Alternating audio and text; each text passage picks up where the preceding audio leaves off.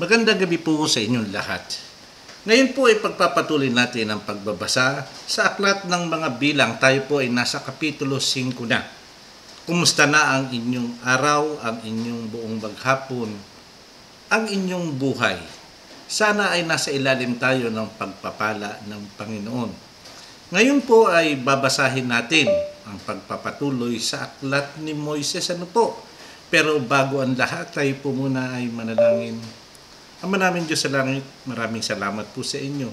Salamat po sa mga biyaya at pagpapala, sa buhay at kalakasan, at sa lahat-lahat ng pagpaparamdam niyo sa amin na kami po'y mahal na mahal ninyo. Humihingi din kami ng tawad sa aming mga kasalanang nagagawa. Sana po, Ama, ay pakisamahan kami ng inyong banal na espiritu upang maunawaan po namin ang mga nakasaad dito sa aming babasahin.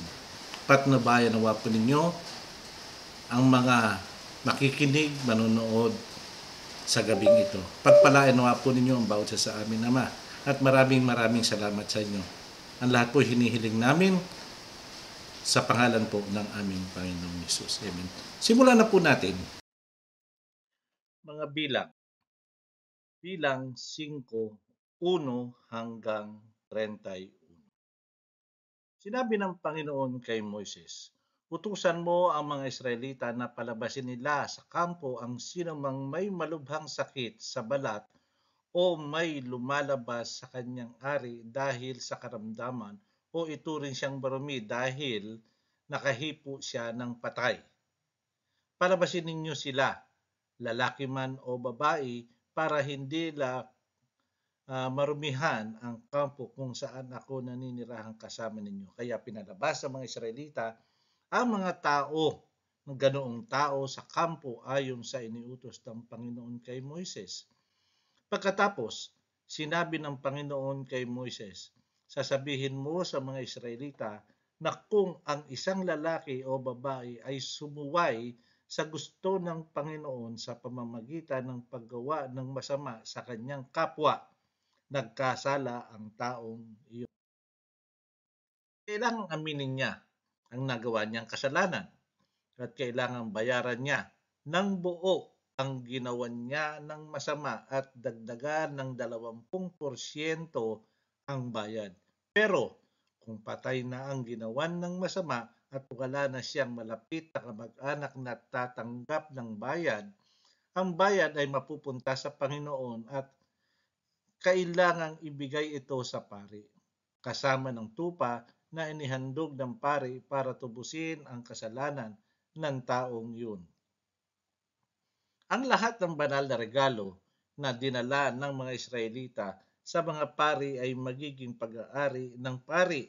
Magiging pag-aari ng mga pari ang mga banal na handog na ito. Sinabi na pa ng Panginoon kay Moises, sabihin mo ito sa mga Israelita. Kung sakali man na may isang lalaking naghihinala na nanlalaki ang kanyang asawa, ngunit wala siyang katibayan dahil walang nakakita nito sa akto, kailangan dalhin niya ang kanyang asawa sa pari. Kahit na hindi totoong dinungisan nito ang sarili sa pamamagitan ng pangangalo niya.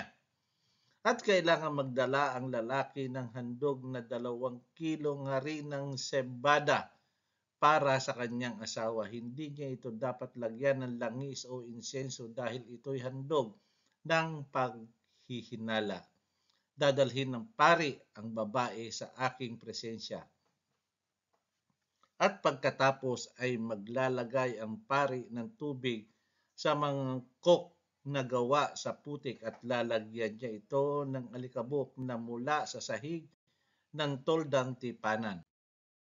Kapag pinatayo na ng pari ang babae sa aking presensya, ilulugay ng pari ang buhok ng babae at ilalagay sa kamay niya ang handog ng paghihinala para malaman kung talagang nagkasala ang babae. Pagkatapos hahawakan ng pari ang mangkok na may mapait na tubig na nagdadala ng sumpa at pasusumpain niya ang babae at sasabihin sa kanya, kung hindi mo dinungisan ang iyong sarili sa pamamagitan ng pakikipagtalik sa ibang lalaki, hindi ka masasaktan ng parusang dala ng tubig na ito. Pero kung dinungisan mo ang iyong sarili sa pamamagitan ng pakikipagtalik sa ibang lalaki na hindi mo asawa, sumusumpa ako na magiging halimbawa sa mga tao ang sumpa ng Diyos at sana'y hindi ka magkaanak. Ang tubig na ito ay dinala ng sumpa ay pumasok sa iyong katawan para hindi ka na magkaanak. Pagkatapos sasabihin ng babae, mangyari sana ito. At isusulat ng pari ang sumpang ito ng isang sulatang at hugasan niya ito ng mangkok na may mapait na tubig.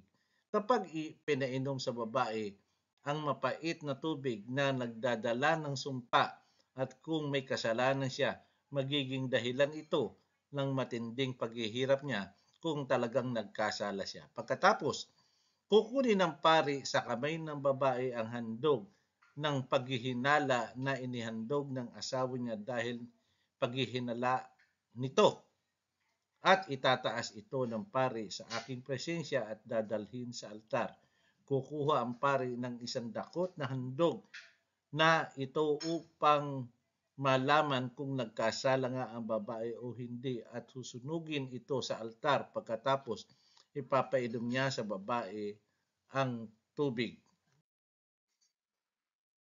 Kung totoong dinungisan niya ang kanyang sarili sa pamamagitan ng pagtataksil sa kanyang asawa, magpaparusa sa kanya ng matindi ang tubig na kanyang ininom na nagdadala ng sumpa. Hindi na siya magkakaanak at magiging halimbawa sa mga tao ang sumpa ng Diyos sa kanya. Pero kung hindi niya dinungisan ang kanyang sarili, hindi siya masasaktan at magkakaanak siya.